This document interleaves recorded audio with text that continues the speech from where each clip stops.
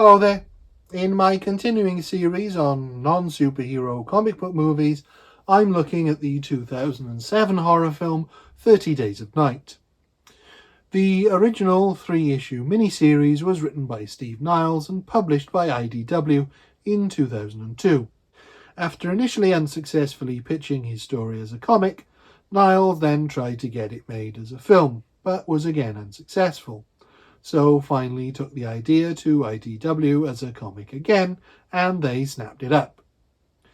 The huge popularity of the miniseries meant that Niles was once again able to shop the project around as a film, and it was picked up with David Slade attached as director. The film sees the small town of Barrow, Alaska, besieged by a clan of vampires during the time of year when the sun doesn't rise for 30 days. An event that does actually happen, although it lasts for roughly twice as long, with the handful of residents left to fend for themselves. Their only methods of communication and transport are sabotaged by an unsettling stranger in town. The first thing I want to say about the film is that I have very mixed feelings about it. On the whole, I really enjoy it. It's a very entertaining and original horror film.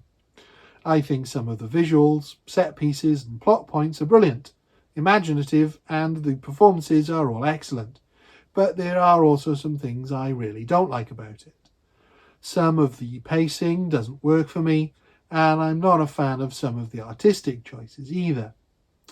But first, let's focus on some of the good. The cast features Josh Hartnett as Sheriff Eben Olsen, with Melissa George as fellow sheriff and Eben's estranged wife, Stella.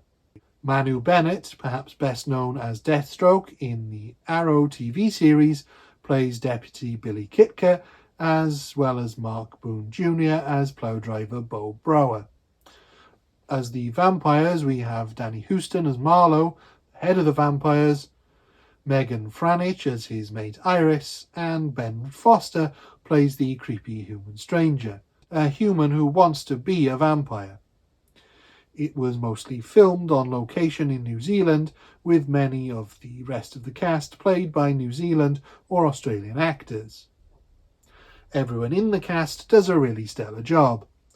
Hartnett and George's relationship is entirely believable, and watching them grow closer together again in this crisis is just one of the emotional stakes at play, as Eben also has to care for his younger brother while trying to protect the town.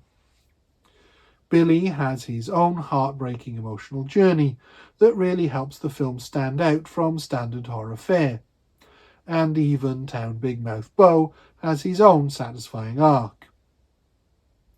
Danny Huston does most of the heavy lifting as villain Marlowe and carries that side of the film. But one of my issues with the film is how the vampires are portrayed. As feral, almost entirely animal-like creatures with claws and rows of razor-sharp teeth, who barely speak, and when they do, it's mostly in a primitive language, which means Huston has to work extra hard to convey emotions. I understand the need to feel as if you're giving the audience something new, but I think there's an achievable middle ground that would have allowed the vampires to feel more like characters than monsters in the dark. With the addition of the subtitle language, there is clearly an effort to make them more than just creatures, but it feels less than half-hearted. And even just giving them the ability to speak less primitively would have added an extra layer of sinisterness for me. I would have liked to have seen them become feral when they feed, or perhaps as they feed, degenerating into mindlessness the more their appetites are satiated, or the reverse, where they first appear as feral and slowly become more civilized as they feed and have to reason their way to finding the dwindling food supply. As it is, the feral vampires work really well for certain scenes and to ramp up the threat level for the human characters, but I feel like that misses the point of why vampires are scary, because they can walk among us.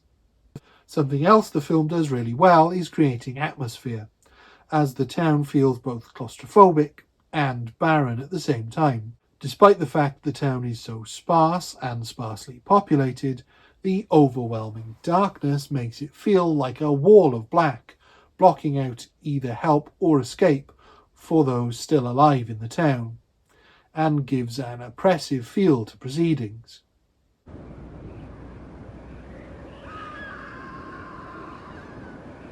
What I'm not too keen on is the pacing.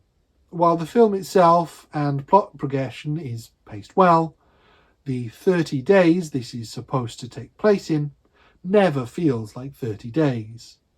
It feels more like the long weekend of Night, and I feel like more could have been made of the sheer length of time they are trying to survive. There are efforts made to make it seem like they are surviving for a while, slowly freezing and having to go to the town's only store and encountering a truly terrifying vampire child while there. I'm done playing with this one. Despite the fact it doesn't really make sense that she can speak like a normal human. But other than that, this time length is never really developed to its fullest. I understand that having so many vampires besiege the town and quickly dispatch so many of the townsfolk meant that it was difficult to balance the action with the quieter moments, but I would have liked to have seen more moments of different pockets of survivors dealing with the 30 days, which might have been better suited to a TV series, but would have made the time frame feel fuller. We get a taste of this with Deputy Billy's heartbreaking subplot, where we find he has killed his whole family to spare them from a brutal death at the hands of the vampires, and he then devolves into an emotional wreck as a result of this trauma. It's a scene which the studio wanted to cut, but this would have been a huge detriment to the film, as it gives a different emotional journey beyond survival and shows how extreme circumstances affect characters differently.